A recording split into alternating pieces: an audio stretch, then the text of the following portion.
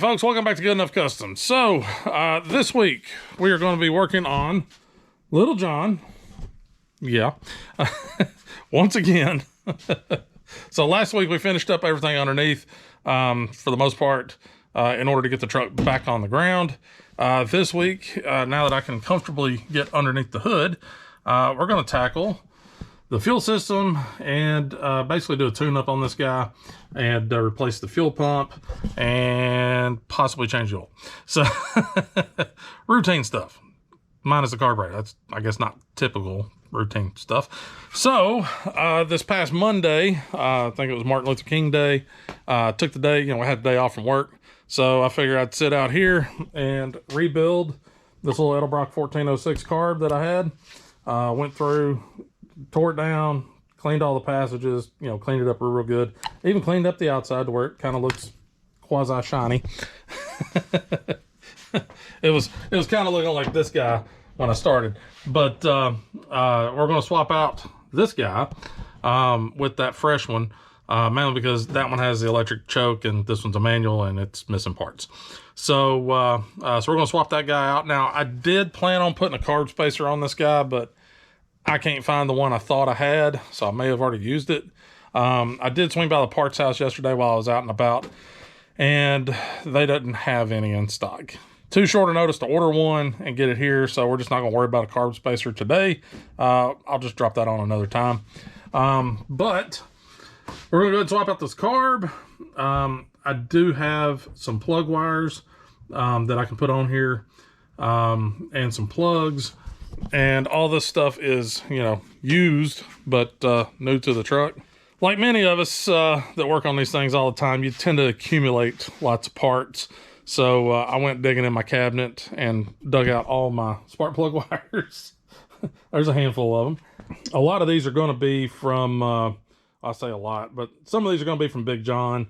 When I first put Big John together, the headers, the way they're shaped and designed on that thing, they were just cooking plug wires left and right. So I was constantly having to replace plug wires. So I kept all the spares because, you can't just order one. And then there's some in here mixed in from other projects and stuff. I think these came from different projects. Maybe, I don't know. But you can see this one got touched. But yeah, I can't use any of these guys with the long boots because of the headers. It's just, it ain't gonna work. So I gotta use my little short booted ones, these little fellers. Those should work fine, and I should have enough. I mean, there's definitely more than 8 here, so that should be all right. Also, I drug through my little drawer of spark plugs. You keep them, and did find these guys in a little baggie, and they're actually in pretty good shape. They're not really too bad at all. So I'll just clean those guys up with a little bit of brake clean and wire brush, just to make sure they're as fresh as possible. Now, I haven't pulled these plugs out of this motor, so I don't know what they look like. I'm going to assume they're pretty gross. So we'll probably just go ahead and swap them out. Now, if they're in pretty good shape, we may just go ahead and reuse them. And then I can just put my little stash back up. But we'll definitely go ahead and swap out plug wires, check the plugs. I think I've got a cap and a rotor that'll probably get swapped on, maybe, if that cap and rotor's a little rough. And I've also got a fresh fuel pump for this guy, and then we'll have to plumb everything up and, make it all work. And then, depending on, I guess, how I'm feeling and how cold it is, because it is cold. This week has been like the Arctic blast. So I think it's currently 16 degrees outside, which is pretty dang cold for Middle Tennessee. I know some of y'all northern folks, that's just like, we'd love to have 16 degrees. But yeah, down here in Middle Tennessee, that's not typical. And it's also extremely icy and everything outside. So I may be able to open up the door and fire this guy up. Maybe. We'll see. We'll play that part by ear. But I do want to get this guy fired up. For a couple of reasons. One, I want to hear the exhaust since it's now connected. 2, I want to see that it's actually running pretty good. Plus, I'll need to kind of tune the new carburetor. And then 3, we can check the timing and make sure that that's all sorted out. So, and obviously want to make sure that the existing fuel system with the new fuel pump actually works. So, So if we get to all that and I can actually get this guy running and let him cook in a little bit, we'll also change the oil, because I don't want to change cold oil. I want to let it, you know, cycle through and knock all the loose crap and gunk and crap on down into the oil pan so we can drain all that stuff out. So, all right, y'all got that? Let's get started.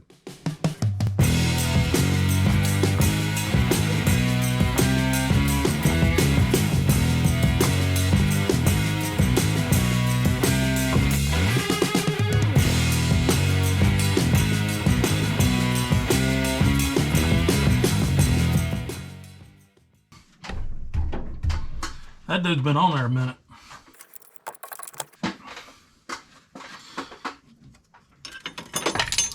Whoa, glad one of those did not go down the intake.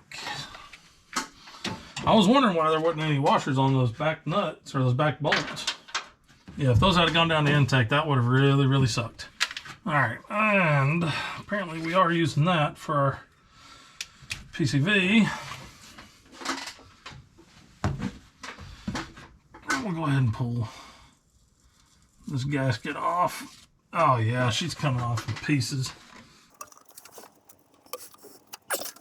All right, just to make sure and minimize as much as possible of crap going down inside the intake, we're just gonna throw a couple paper towels in here. Now, key note here, you're definitely going to make sure you get those out before you go trying to start this guy. That bad things happen.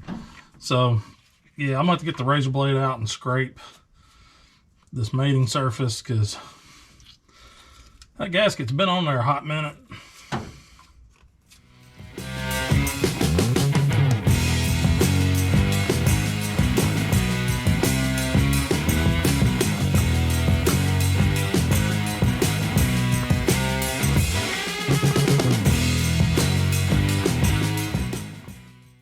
So, with the carburetor out of the way, now we got plenty of room to go ahead and change out our plug wires, check our cap, rotor, all that fun stuff. One thing I like to do anytime I get a vehicle is verify the firing order. So we can run through that real quick before we start pulling plug wires. So there's number one. Yep, number one. 8 is this fella. 8, 4, 3, and then 6, and then 5, and then 7, and 2. Okay, good. So we're in the right firing order here. You know, sometimes folks get that messed up, and then, you know, then you're chasing problems that you didn't, you know, realize were there. So with that, we can go ahead. We know this is number one. So we'll go ahead and start popping plug wires off. Maybe. Good Lord. There we go.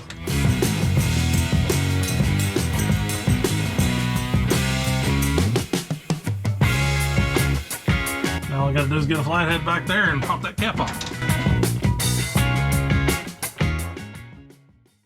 Well, the contacts on the cap are a little wore down, a little gross, but not really bad. We'll probably just clean that up and just reuse this cap. Not seeing anything really going on bad there. That rotor might be all right.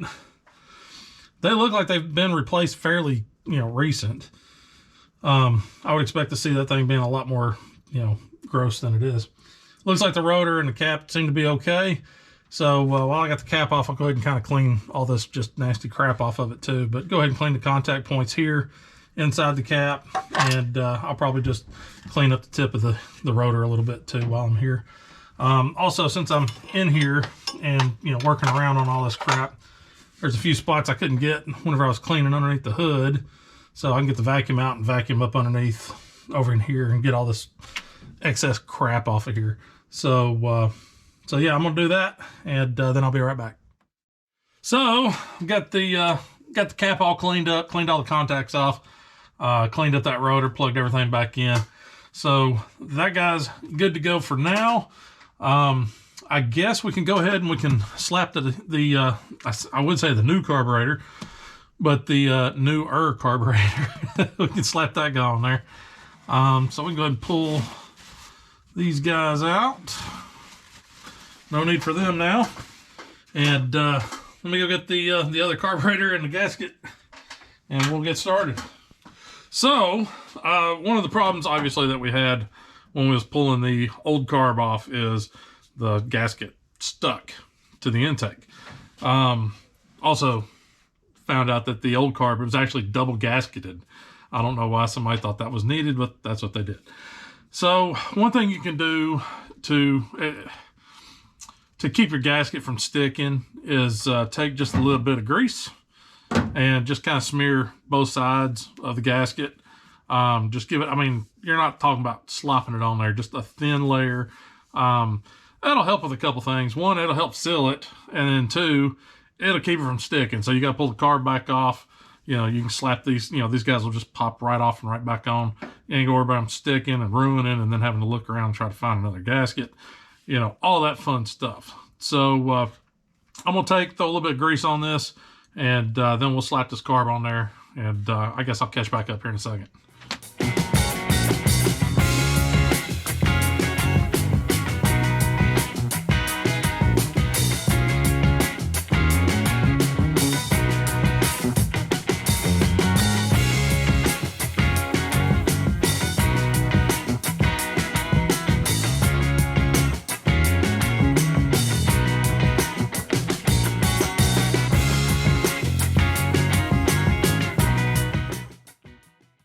All right, so got the carburetor on there now.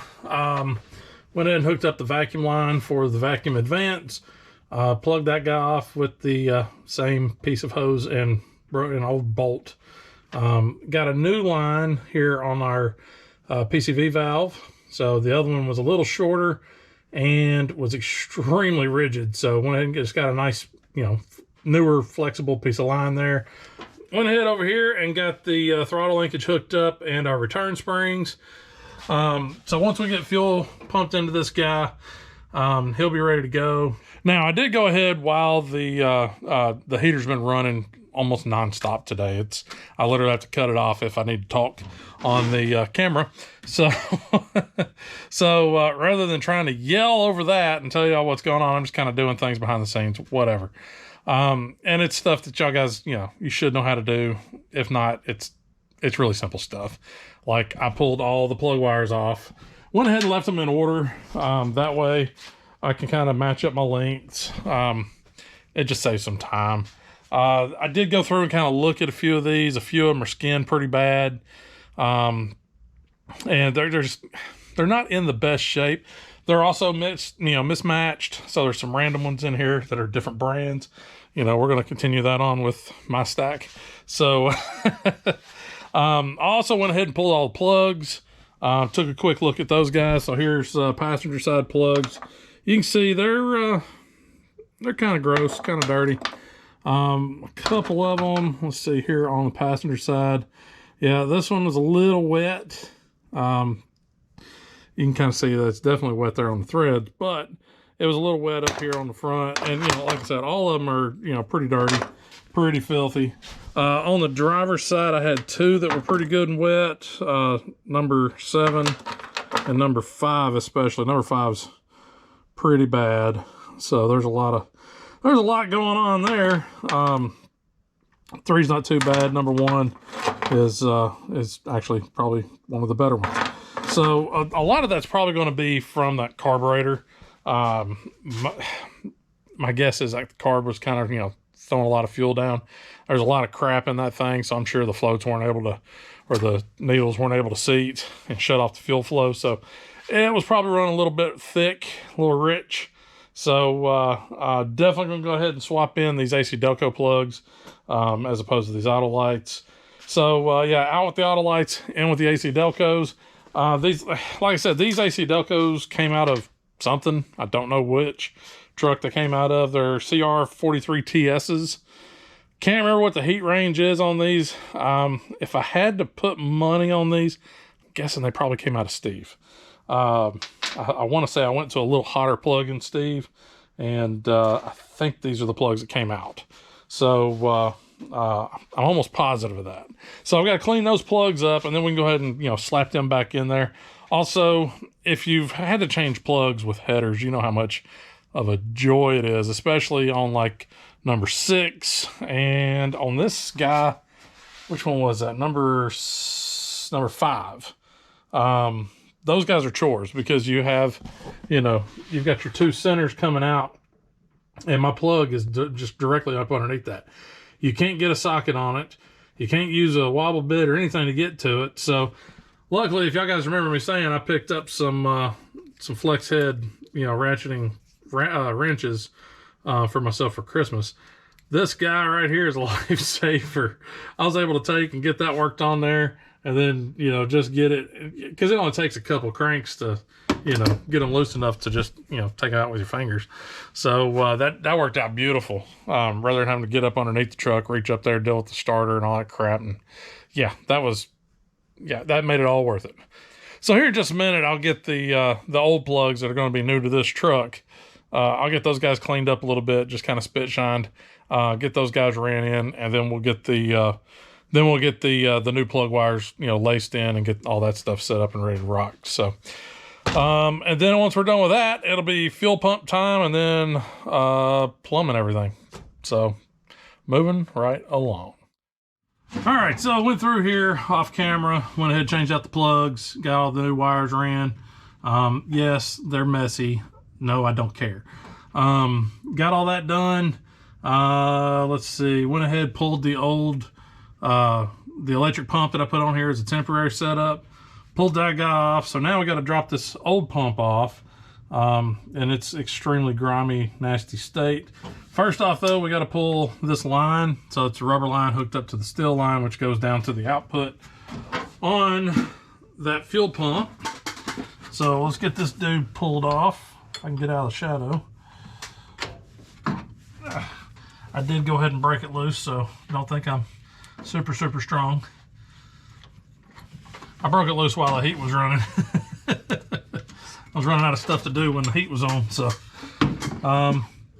yeah, I'll probably flush this guy out and clean this up a little bit. It's a little grimy in there. So clean this guy up, and then now all we got to do is disconnect our return line. The feed line's already been disconnected because I pulled it off a while back. I'm going to run a new feed line. I'm probably just going to reuse this return line, maybe. It feels pretty rough, pretty tough. We might reuse that guy. I don't think I have that size hose to be able to replace that, but we'll break that loose real quick. And then it's just the 2 bolts right here and then one right over here to pull this guy out. So let me get on that.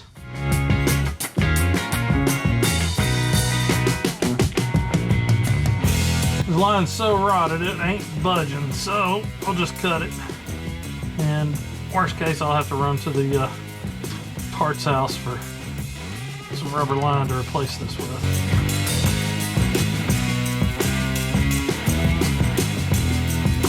There she goes. Good God.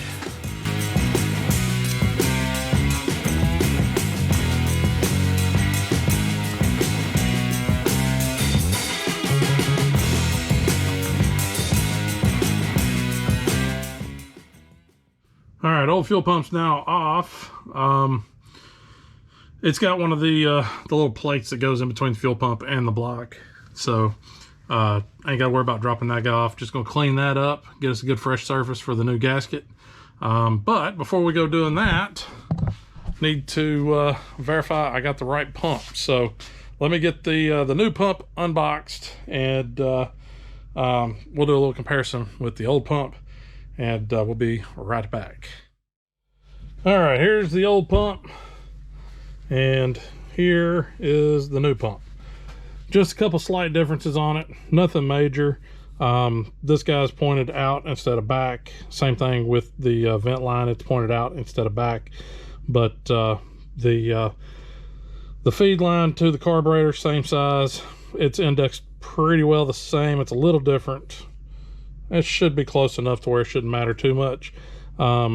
And then these guys, not a big deal. It's just soft line that'll just feed back to the lines that go back to the tank. So this actually works out a little bit better with this one pointed out straight to the front of the truck instead of pointed back towards the frame rail like this guy. It's a little bit more room to operate. Plus I'm going to reroute the way the fuel line goes, the soft line, since I am going to put an inline filter just before it hits the fuel pump. That way we don't burn up a perfectly good fuel pump, you know, by pumping a bunch of trash into it. So the reason why I want to put the fuel filter in a little different spot is I want it to be able to mount somewhere over in here, down here on the fender, inner fender. That way it's serviceable. I can switch it out if it, you know, if it starts getting, you know, full of crap and, you know, whatever else is left in the tank. So, so yeah, good deal. I guess I'm gonna scrape this guy, get it cleaned up, and then I guess we'll get this new fuel pump slapped back on. All right, so I've got I got my new gasket setting in place on the new pump. Just smeared it both sides with this ultra black gasket maker just to make sure that it seals up good. Came down here. It's really difficult to see all this, but I went through, scraped this cover, made sure it's clean. It doesn't look clean, but it is. I scraped it with the razor blade.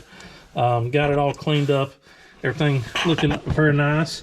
The next thing that you're going to run into is, I don't know if you can see it or not, but yeah, you can see it right here. We've got the push rod for the fuel pump. Now it's already slid all the way down here, so it's going to be a bear to get it back up there. There's no way my fat fingers are going to be able to, you know, get a hold of it and push it back up there. So one thing you can do is you can take a magnet, get it on there, pull it back a little bit, set a small screwdriver down in here to give it a little bit of gap so you can, you know, get the magnet out of the way and then push it on up there. But how are you going to get it to stay up there? Well, you can do that by putting a little bit of grease, some good old bearing grease up here closer to the top of it. That makes it nice and sticky and at least slows down the descent because this thing goes on a downhill angle. So I forgot to grab the grease. So let me get some grease and I'll slap it on there and I'll show you what I'm talking about. All right, so I got me a glob of grease. I'm just going to take and stick way back up in here as far as I can go and just grease the crap out of this thing. That way it'll kind of want to hold it in place once I get it pushed up in there. Now sometimes you can be lucky and you can get a little skinny screwdriver down in here and catch the edge and work it back, but we are not lucky today. Today we're going to use our magnet. Maybe. I think this one will fit. And we just need it to move just a little bit. There it goes. Got it to move just a touch. Now I can get my screwdriver, maybe, down in here. Yep, there we go. I get my screwdriver down in there to hold that piston, or hold that push rod back to where now I don't have to worry about it sliding down. And then we'll shove it on back here in just a moment. Usually what I've done in the past is, you know, a magnet and a screwdriver, run it up and grease it and it'll hold and it's perfectly fine. No issue. This time it was being a little bit more of a challenge, so I had to go do the right way. And there's this little bolt right here. I believe that is an oil galley area, so it does have a bolt in it, so you just have to find a longer one. The bolt that's in it is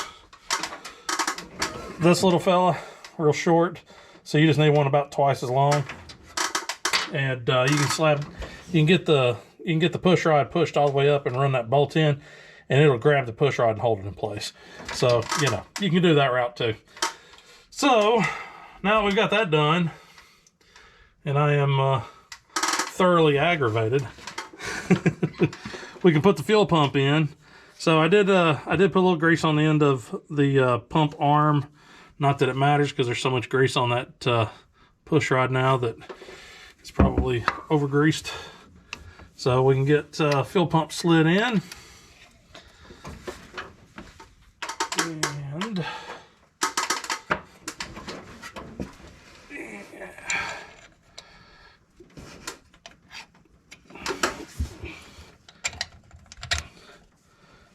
and we can get a bolt in and get it started. Maybe.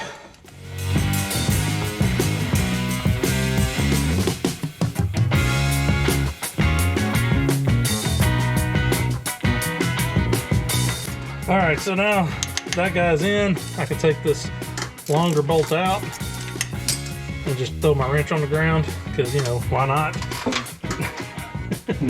We're here, might as well.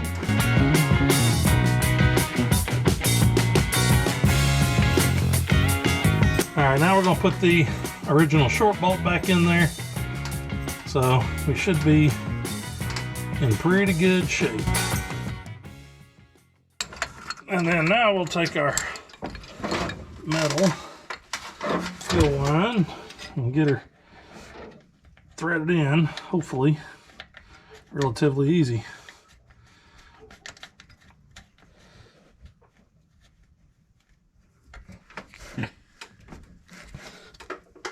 All right, so fuel pump's on. The metal line that runs up over here and dumps out to this little rubber line, that guy was causing some serious fits.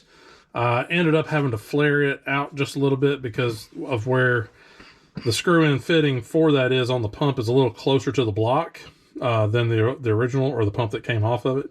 I didn't realize it, but it was just barely bumping up against the block and would not let me get on there good and straight to where I could actually get that thing to thread. So took the guy off, brought it over to the vise, stuck the end of it down over top of this screwdriver, and then took a little wrench, ran it down through there, got it, and just flared it back. And I mean, it was smidge, maybe 1/16 of an inch worth of, you know, flaring on it. So got that done. It finally threaded on there, got him cranked up tight. So now only thing really left to do is hook up the feed from the tank, put in a filter, and then plumb that in. And then I guess I'll have to go to the parts house and pick up some more hose for the return line, because the only little piece I have is this little bitty piece right here, and that's not going to cut it. So I'm gonna have to go to the parts house and pick up another piece of hose that'll, you know, do that. So let me get some clamps and fuel filter and more clamps, and let's at least get the feed side plumbed in. So let me do that, and I'll be right back. All right, so fuel pump on, new fuel line routed over here to the fuel filter, and the loop back around to the new fuel pump. Like I said, I don't have another piece of this line that's any longer to reach the return on the fuel pump, so I got to run the parts house and get that. I'm not 100% satisfied with the way this lays out. There's plenty of adjustment left here, so I'll do something to figure this out. But for now, this will work just fine. Once this guy gets running and, you know, I get a chance to kind of look over it, you know, I'll figure out something a little bit better there, and, you know, make that a little bit cleaner. But everything else is pretty well ready to go. The only thing left to do, like I said, is that that return line, getting that guy hooked up, and then could probably test fire it. Not doing that tonight. It's like 0 degrees outside. It's 60 something here in the shop, so it's comfortable. I'm not going to change that. So, you know, so I'm not going to open up the door tonight to start this thing. Tomorrow's supposed to be 36 at some point, so I'll probably come back out tomorrow with the new hose for the return line, get that hooked up, and then we can actually fire this thing up. I can open up the door. I can deal with 30 something degrees. I can't deal with no, you know, 0. That's stupid. So yeah, tomorrow I'll come out here, get the new return line on, and we'll fire this guy up. Once it warms up, I can tune on the carburetor, tune on the time, and make sure that's all good. Also letting it warm up to break loose all the other crap that's in there with the oil, and then I can get the oil and the filter changed, and this guy will be ready to troubleshoot on the Hydro Boost. Yay! So, all right, I'm going to close it down for tonight, and I will see y'all in the morning. So, picking up with where we left off yesterday, ran out to the parts house, picked up our 1/4 inch line for the return, off the fuel pump to the return line going back to the tank. Of course, we're plumbed in here with this ugly setup. I'm definitely going to fix that and make that a little bit nicer. But for today, this will work just fine. So what I need to do now is crank the motor over until we get some fuel up here. Hopefully it'll go ahead and prime and do. Worst case, we can pull the feed line off from the carburetor, dump a little fuel back down in there, and that should help it with suction to be able to start, you know, pulling some fuel out of the tank. So I guess I'm going to get in here. Probably ought to chock the tires since I got to take it out of gear. And and so, you know, we ain't got a parking brake working. So let me chock the tires, and then I'll set the camera up and we'll crank this guy over, see if we can get a little fuel flowing. So I'll be right back.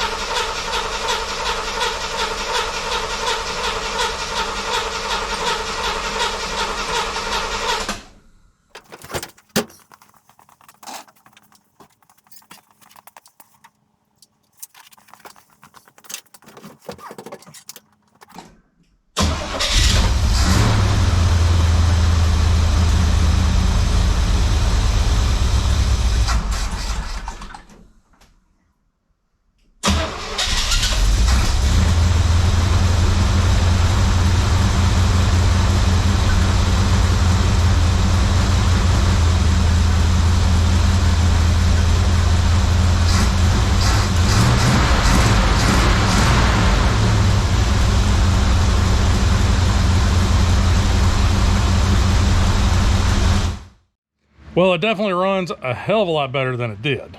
That's for sure. And yes, there was a mouse house in the exhaust because now it's all over my floor. Dang it, man. You. And then while I was looking at the mouse house, I noticed that rather large puddle right there, suppose is gasoline. So I wonder if that's like the return line coming back, because it's not pouring out like it's, you know, just dumping. It's, you know, it's a fair amount, but it's not coming out as bad as I would think. So probably return line is disconnected somewhere up there. So I'll have to dig up there and look and see if I can't figure out what's going on. First off though, that is a lot of mouse house and stuff. I mean, good God, it is everywhere. I see a lot of poop mixed in with that too. Poop again! He called the shit poop! Ew. So let me get to cleaning this mess up with the gas and then sweeping out all the mouse house stuff. Yeah, and then we'll investigate what's going on with the gas line there and see if we can get that fixed. But good news is motor sounds great with the fresh plugs, the carburetor that's actually working right, fresh wires. It sounds really good. Sounds good and tight. There is a little stumble on the carb, you know, whenever you first goose it. It could just be because the motor's cold, but yeah, we'll have to investigate that. But I mean, for the most part, pretty pleased. So let me clean up the mess in the back, and we'll get back to it here in a minute. All right, found the problem. That right there, that little wet guy, that's my return line, just like I was thinking. And you can see where it's run down the side of the tank. So more than likely, that hose has split, or it's disconnected from the tank itself. I'm gonna have to drop the damn tank. This tank, I mean, here's the end of it. I can't really get on top of it because it's dead center of the tank. Here's the other end, way over here. I mean, this thing's what, 4, 5 foot long, something like that. There's not enough room for me to reach around the edge of the tank and get on top of it. Plus, I wouldn't be able to see anything.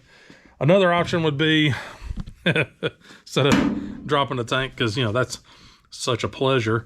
Another option would be to unbolt the, what is it, 8, I think, bolts to hold the bed down, lift the bed up, fix it from up top. I think it's a problem that we're going to solve a different day, not today. Now, one of the things I'm not sure about on these pumps, I know some electric pumps you can deadhead them to where you don't have a return line. I don't know if you can do that with a mechanical pump or not. I mean, obviously it's there for a reason, but I don't have enough line to be able to run from that up to a jug and just use a jug as a return tank. I ain't got the line for it. So I don't know what to do here. So I guess let me look up and see if I can't find something on these mechanical pumps, if you can deadhead them. So if I can deadhead it, I'll just pinch that line off and we won't worry about the return. I mean, we're only talking, what, 5 to 7 PSI. So it's not a ton of pressure, so it should be able to handle that just fine. But let me do a little digging real quick and find out. And if it is okay, then I'll pinch that guy off to where he's not pushing anything back through it. And then we'll start this guy back up and let it warm up and do all that fun stuff. Maybe tune on the carburetor a little bit and change the oil. So, all right, let me see what I can find. All right, so what I can find online, basically, it says as long as you're not over about 7 PSI, you should be fine with clamping off or not using the return line. So that's what I'm gonna go with. I know I bought a set. It's so infuriating. I bought a set of these guys, these clamps. Yeah, they if I can get it undone, but yeah, they open up, they can clamp down, and then you just run this little thing back and lock it. And it came with a whole assortment of them. I can only find the 2 big ones. I was using those on Jackson's truck before we replaced the heater core. So instead, I got a little vice grip, needle nose vice grips down there, clamping that guy off. So that should take care of it. I also took, and I don't know if you can even see it, but I just threw a little pan down there where it was dripping earlier. So if it does drip, it'll at least catch it there. So let's try this again.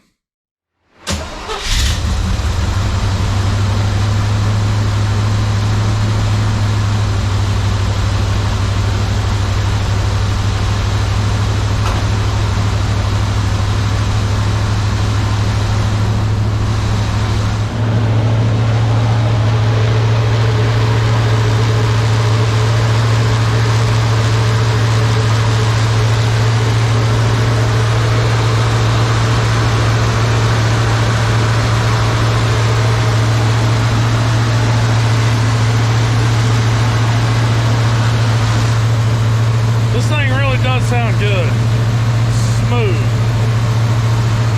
All right, I'm gonna let it warm up and then we'll check back in here in a few minutes. All right, I did adjust the idle a little bit. It was idling really high, so I turned that down. One concerning thing is she's smoky, so I don't know if you can see all the smoke kind of hazing around.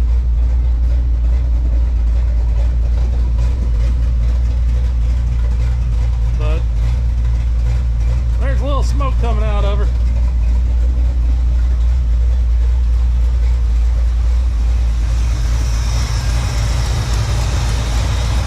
Yeah, you might can see it better now. Little hazy back there. So, one thing you can always do to double check, make sure you're firing on all 8, is I got a little infrared thermometer here, and yeah, we can just set it on the exhaust. We can see we're, 375, 3 something, 400.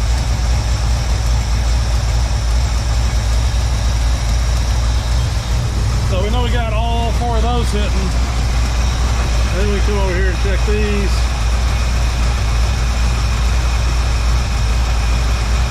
I don't know why that one's running so much hotter than the other one. That one's pretty hot too. Goes pretty good. So, we're running, all 8 cylinders are hitting. My thermostat opened up because now I got warm water coming through on the upper radiator hose. One thing that I am hearing that's kind of concerning is I'm hearing an occasional click over here on the passenger side.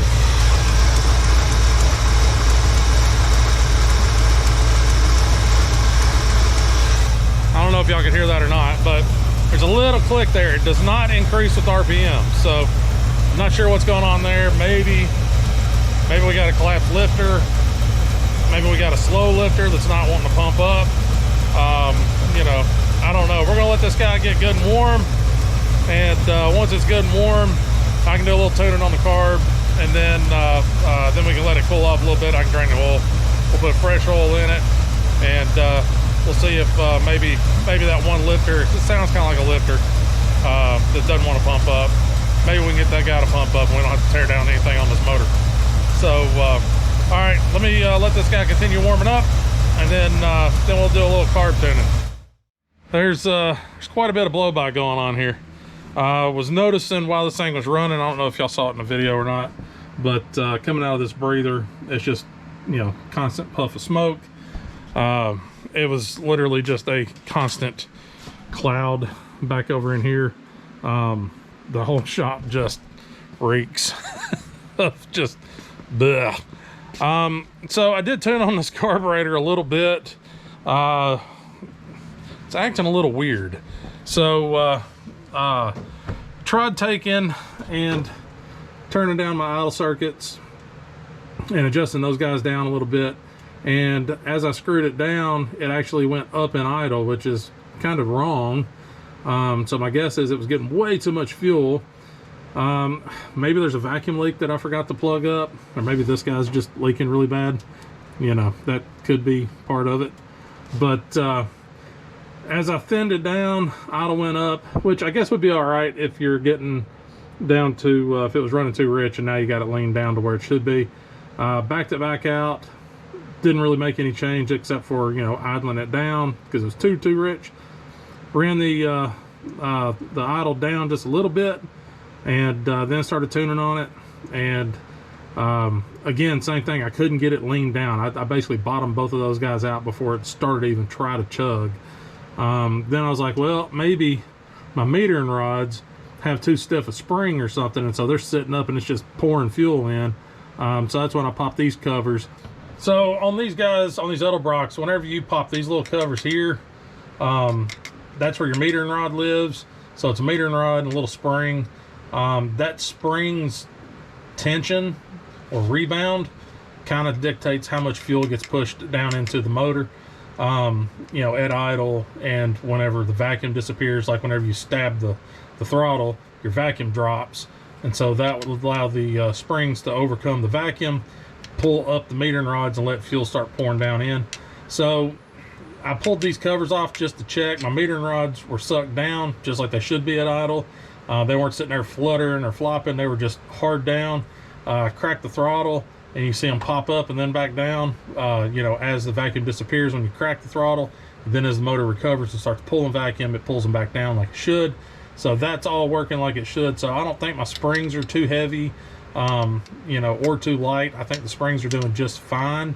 Now, as far as my idle circuit, yeah, I'm gonna have to monkey with that a little bit more. I'm suspecting I got a vacuum leak, so there may be a vacuum leak here. Like I said, this guy, I just moved it from the old one to the new one. You can see that's loosey-goosey, man. I can turn it with a dang screwdriver.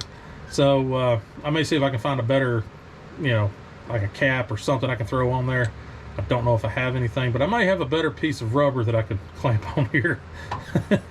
So that may be a source of it. That's why it's running pretty good with it super rich. So, you know, we'll see what's going on there. So I'll try doing that, but for now I've got this guy, you know, shut down. I tried to restart on it, it fired right back up, so that's good. So we're gonna let it cool down just a little bit, let that oil drain down into the pan, and then I'm gonna change the oil with some fresh stuff, you know, only the highest quality O'Reilly's brand is what we're gonna run in this guy. So I'm gonna let this thing cool down just a little bit before I go draining oil, and then I'll get the oil changed. I'm not gonna worry about filming that. It's an oil change. So I'll get that oil changed and get her top back off, and we'll catch back up here in just a couple minutes. All right, well, we're back at the temperature now. Good news is the oil smoking out the back has slowed down considerably. It's still doing a little bit, not so much at idle, but definitely whenever you lay into the throttle a little bit, it'll start smoking and kind of puffing out a little bit out here. Might can see the haze, might not, I don't know, but I can definitely smell it and I can see it. So maybe those rings are starting to loosen up, hopefully. Still seeing a little bit of puffs out the breather, not much, just a little bit. Might can kind of see it, maybe not. I don't know how well that translates to video. That's 2 good heat cycles in. Thermostat's opened up. Upper radiator hose is nice and warm, which is nice because my hands are cold. So I'm gonna let it sit here and idle for just a few more minutes, and then I'm gonna shut her down, and I guess we'll close the video out then. All right, got the motor shut off and letting her cool down, let the oil drain back. That way I can double check, make sure it's got enough oil in it. I'm pretty tickled. This weekend's turned out pretty good. It's not a ton of stuff that we got accomplished, but it is a fair amount. Luckily I rebuilt the carburetor earlier in the week, so slapping the fresh carburetor on here, fresh plug wires, fresh plugs, cleaning the cap up, cleaning the rotor up, definitely helped to make this motor run a lot better. Then new fuel pump and new fuel filter, and kind of redoing the lines. Don't worry, I'm going to dress that up eventually. But yeah, this last go around letting it run, the smoking went down quite a bit. A lot of that's probably the fresh oil is thicker than the old oil. The old oil was very, very thin, so it was probably pushing past and cooking off, getting past the rings and cooking off. So hopefully a couple more heat cycles, and the rings will do their job and keep it from burning and blowing so much oil past, but only time will tell on that one.